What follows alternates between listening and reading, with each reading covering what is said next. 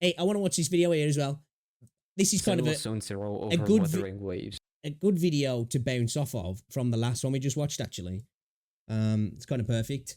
Just talking about the problems with Wuthering Waves and, you know, potentially not retaining players. Now we've got a video from Ben Remembered. Why? Well, I quit Wuthering Waves for Zenless Zone Zero. This is why.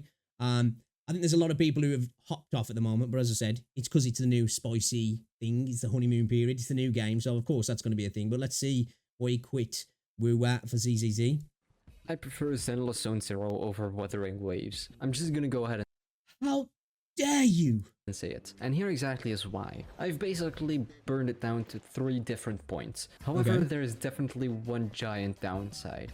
But we'll get into that at the end. So the very first thing that I'll get out of the way, the game's theme. I am very biased towards games, shows, whatever, that have sci-fi, or One thing I will say, I said this is why I said that I think Zenless would make a great anime. That I love sci-fi and I love the setting of Zenless Zone Zero. I think it's one reason why I really like that Nevernist to Evernist game, because it just, the setting and the premise and the atmosphere and the universe you're in just looks insanely cool. And Zenless Zone Zero's universe looks incredible. It looks like a cool place to be. And as somebody who loves fantasy as well, I do think that maybe, yeah, that's probably a good point. I still prefer Wuthering Waves, but that is a good point, actually. at the very least, it's obvious that it's Obviously subjective, but still. science fiction. I don't know why, it just is. I don't necessarily have anything against fantasy shows, but it just gets boring, and it often feels repetitive. Generally, it's all just Well, I think that's the thing with fantasy anyway. You're always going to have the tropes with fantasy, aren't you? You're going to have tropes with sci-fi. But I think they're a little bit more well-worn and weathered maybe in fantasy. the same tropes. But I don't necessarily have anything against it, but I do definitely more prefer sci-fi. Although Wuthering Waves is not completely a fantasy game, it still really occupies that same place in my mind. If you It really is. It's like a post-apocalyptic sci-fi fantasy kind of game, really, isn't it? Like, you know, sci-fi and fantasy are not like mutually exclusive. There is a lot of crossover with a lot of different IPs that are fantasy and sci-fi. Then you've just got your pure fantasy, you've got your pure sci-fi. But I think with a lot of them, there is a big crossover, isn't there? you know what I mean. For some reason, Wuthering Waves and Genshin kind of feel like What's up, Neil? they're in the same part of my brain, while Honkai and Zenless Zone Zero is in different parts. I agree. I do agree with that, though. As I said, obviously, Wuthering Waves looked at Genshin, saw all the things that it did, saw how big it was, and was like, right, let's make that better. And I think they've done that personally. Personally, I think they've done that. And I do agree with this. So I think Zenless kind of sits in Huyo's ecosystem, Huyo's universe, the Huyo multiverse, let's say. I feel like Zenless sits in between Genshin and Star Rail. You've got Star Rail, the turn-based game. Obviously, a standard turn-based JRPG, just with a gacha system and a life service element to it. Then you've got Genshin, which is an open-world ARPG with a gacha system and a live service element to it. And then you've got Zenless Zone Zero, which is more like a kind of sort of semi-manual action combat fighting game with a gacha system and a live service element to it. But it kind of like sits in between Star Rail and Genshin in the way that it's like, it feels like to me, it was purposely designed to kind of be relatable to turn-based enjoyers and action enjoyers, because it is obviously an action combat. It leans more into that. But it's just the way the perfect assist system works and the parry system works and the way the character switching works. So it's a little bit more automated than rather than you having full control. You do have control over it, but it's got that more automated sense to it. You can ignore some of those things, but you know what I mean? The way it prompts you and the way it pushes you into ways that it feels like it kind of leans more into that turn-based sensibility without actually being turn-based. I don't know if I'm making a coherent point here, but that's kind of how it feels in my brain. It feels like that's it, like smart people made Zenless Zone Zero, in my opinion. I really do genuinely think that, and I think it had a real purpose the way it was designed to be that, to really keep people who like Genshin and like Star Rail in the ecosystem of the Huyoverse. and I just feel like Wuthering Waves more fits into the fantasy theme. And now with my bias out of the way, the style. Wuthering Waves is a more realistic kind of game, and the graphics are definitely way better, or not necessarily better. Compared to Zenless Zone Zero, the graphics in both games are absolutely great. I would say that, obviously the subjective viewpoint, but I think Wuthering Waves has better graphics, but I think Zenless Zone Zero has a more, it leans into the art style a little bit more. Not to say that Wuthering Waves doesn't have an art style, it does, and I think it's fucking amazing. But I think Zenless definitely leans into the aesthetic of its art style a lot more, which in my opinion, as somebody who prefers Wuthering Waves, and I love Wuthering Waves, I think I've said this multiple times, art style and art direction in a game will outlive graphics, you know? It's like when you've got ultra-realistic looking games, they look amazing, and for the time, they're great, and I love to see those sort of games. But 5-10 years down the line, you look back and you're like, oh, that hasn't aged well, that looks a bit rough now. But games that have really good art styles and have a really good art direction, 20 years later, they still look amazing, don't they? Obviously, you'll see faults in terms of fidelity and all that sort of stuff, but the art style carries it beyond its years, if that makes sense. But Wuthering Waves has a more realistic style, while Zenless Zone Zero is more stylized. Both games still have amazing graphics. However, I still feel like Zenless Zone Zero has more graphics that feel better to me, if that. They're more popping. There's, like I say, it's that I call it that pop punk. I don't even know if that's a genre, but I'm saying it. It is. You know, you got cyberpunk, you've got whatever punk, you've got fucking steampunk. It's pop punk. It's that, like, you know, semi-future, modern, colourful, you know, ultra clean, crisp looking city universe kind of thing, you know, where everybody's well dressed and everybody's got bright colours and the world just, you know, it pops basically. Makes sense. Like, And everything's very lively, all the characters look different and vibrant and looks really cool. And then you have Wuthering Waves, which is just bland, I'd say.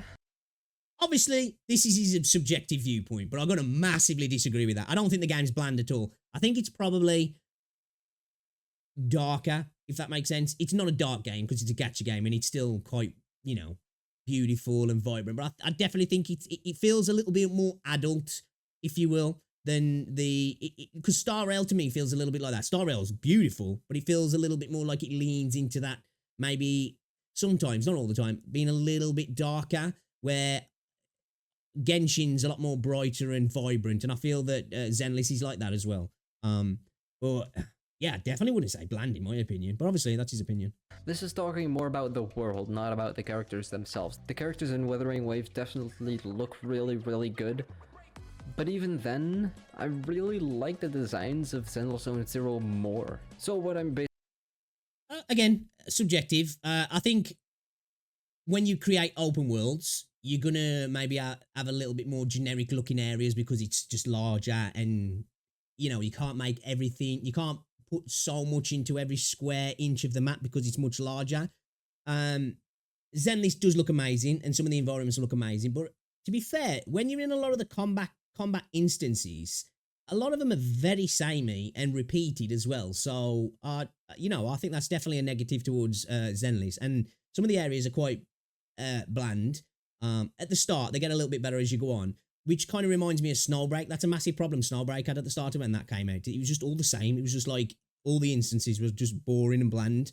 I don't find Zenless boring and bland, but obviously he's making subjective points here, so can't really disagree with them, but I don't agree. basically getting at is that the style of Wuthering Waves feels more realistic and grounded into reality, while Zenless Zone Zero feels more cartoonish, if you would even call it that. And I definitely prefer Zenless Zone Zero's style way more. That's then fair. The final upside, I think, to Zenless Zone Zero is what I would call the fun factor. Let me just... One thing I will agree with, I said this, even at the start when Zenless feels a little bit Unga Bunga, and the game kind of tells you to play Unga Bunga, it still feels fun. It's this weird thing of it. It's obviously, like I said, the game has more nuance than what it shows itself to have at the start. But even when it doesn't show that, and you kind of just, if you want, obviously you don't have to at the start, even though it's easy and you can do it at the start. You can just literally go through the game left clicking, really, at the start anyway. Obviously, as you get further in, you can't.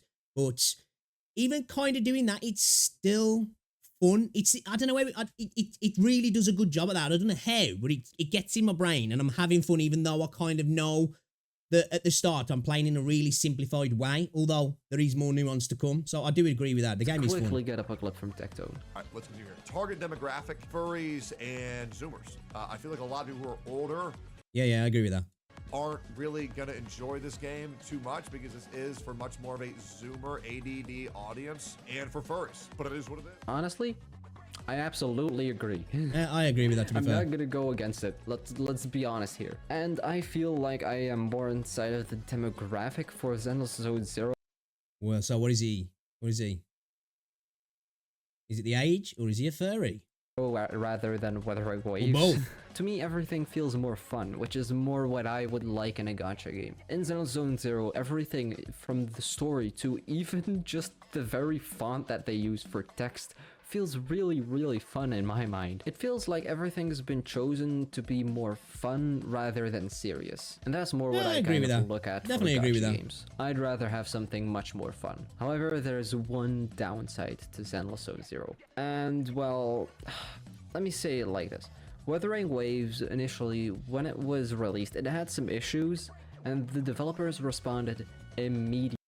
That's one thing I will say about Zenless. To me, so far, it seems like it has had a really smooth launch. Obviously, there's been a massive disagreement on the game, but I feel like the game as in itself, from the way it plays, personally, obviously it's anecdotal, it seems like it had a really smooth launch. I had the same for Wuthering Waves, actually, because I'm playing on a really good PC, so I never really had any issues. So when Kuro were giving us all this free shit for the game not working properly, I was like, sweet, thanks for all the free stuff, I'm having fun, I'll take it. But yeah, so far this video has really just been about his preferences about the games, which is totally fine, really. But I'm curious to see how we're getting into now, like some actual substantive reasons beyond just a preference of visuals and such of why he quit the game for it.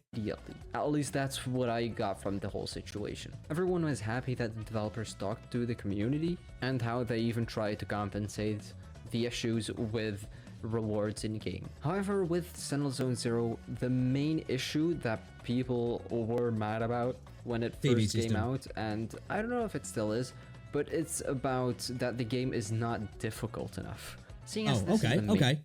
Agree. I think a lot of people were really pissed off about the TV system from what I've seen. My major gripe with the game when I first started was the difficulty. But as I said, I think the game didn't do a very good way of showing you what was to come. And even when it does start to come, the game doesn't really let you know. And you kind of end up heading into a brick wall in a way, and you have to kind of rewire yourself with Zenless Zone Zero because you play Unga Bunga and you play really brainless. When you can't do that anymore, or you can't do it so much, it's kind of like, wait a minute, I've been on autopilot for a few hours now. I need to take a step back, which kind of like is a little bit jarring. But I remember that as the game launched, a lot more content creators, at least, people seem to be way more mad about the TV system, which I like the TV system. I just think it's bad in the story and the way it tells the story. It's a little bit abstract and distracts from it. But I do agree with that though, yeah. The game did feel really easy at the start. I don't even remember before the game came out, I was saying, dude, why do the enemies look so passive? They just don't look like they're attacking. We're obviously going through the Shiyu defense missions now. The game definitely does pick up a little bit, but a lot of it is more that there's a lot of damage sponges, which I'm not a fan of. Main thing that everyone's talking about, I would expect that the devs at least would say something about it, like just acknowledge it. However, it's not really talked about, really. They're still updating and fixing the game, but the difficulty is never really brought up. I think it's probably not as well because they've got such a massive market in China and on mobile, and an action game like this is going to need to be somewhat easy to get into and have a little bit of a higher skill ceiling for people who want it, but you're going to be able to get through a big chunk of the stuff quite easy because mobile players, I don't know how people can play these sort of games on mobile personally. I can't play games on mobile at all. I don't know how the hell people play things like Wuthering Waves on mobile because I'm just like, respect, because I just can't do it. So I could imagine some of it's got to be to do. I don't know how the frick do people clear holograms on mobile? Like, explain that shit to me. They're still fixing the game and fixing bugs, which is great, and they're talking about it, and that's perfectly fine, but deep down it feels like they're kind of ignoring the main criticism about the game. However, To be fair though, that seems on point for Hoyo though, doesn't it? Really, if we're honest, you know, that's one thing that people were really happy about Kuro. There was the response. It seemed like they were listening. That's kind of the way Hoyo are, you know. And then he's like, hey, you know, there's been an issue, or thanks for all the downloads. Here's 30 polychrome. You know, here's a prima gem. I try to look at this from the other side. It's pretty difficult to talk about the difficulty of your game. What if the developers just suddenly decided like, okay, yeah, the game is not difficult enough, and then crank it up for everyone? That would just Giant cat testicles. I think they just maybe need to add another difficulty that's more designed for people on PC and console, in my opinion. Because the challenge mode, I don't really understand it. Like, the game must be super, super easy on the normal mode. I don't know what the endgame content kind of like, but going through the early stages of the story, you don't ever get into any difficulties, you know? And I guess that's a purpose, because they want to draw people in and then start to crank it up, I guess. And you know, once updates start to roll out, there's going to be obviously some harder content coming. I would imagine anyway. It makes sense for it to be there, because obviously what's going to keep people coming back, you know? just be stupid. Because people who are just getting into the game have a way harder time, while older players had a way easier time to get through the content and the game. So it's pretty interesting to see how this really all unfolds. In conclusion, I decided that Zenless Zone Zero is better than Wuthering Waves. This is all my opinion. Get your own opinion in the comments. Don't attack anyone. Fair video, you know, fair video, all subjective. Has he really quit Wuthering Waves, or is he just basically saying there that it's, I prefer Zenless, but, you know, it's a good title to bring in views. I can't disagree with anything he said, really, because it was literally all subjective. The only point that he really did kind of make that I guess was, you know, something that you could argue around was the difficulty in Zenless, which was more of a negative towards Zenless, I guess. Everything else was just preference, which is totally fine. And I don't necessarily disagree with what he's saying, because I think Zenless looks absolutely gorgeous. I love the style of it, I do. I absolutely love it. Like, the cutscenes are just gorgeous, man. Absolutely gorgeous. And Wuthering Waves is gorgeous as well. They're just gorgeous in different ways, aren't they? You know, it's like two beautiful paintings with a different style, you know. They're both beautiful. They're just different. And of course, there's going to be some people who look at the one and say that's ugly, and look at that one and say that's absolutely beautiful. But that's just subjective preference. That's what people like. That's what people dislike. Yeah, it was a good video though. I think he put himself across it eloquently. I thought he was actually going to go a little bit more into you know, gameplay elements of why he didn't like, or he jumped off Wuthering Waves. But I guess, you know, they were all fair points, really. It seemed like it was all a bit more about the style, the aesthetics, and the visuals. Oh yeah, but Ben remembered, small YouTube content creator, putting out some actual quality videos there. To be fair, for such a small channel, definitely go check him out. Actually, I'm going to drop him a sub. Show some love. Check out his other videos. See what they're saying. But good video.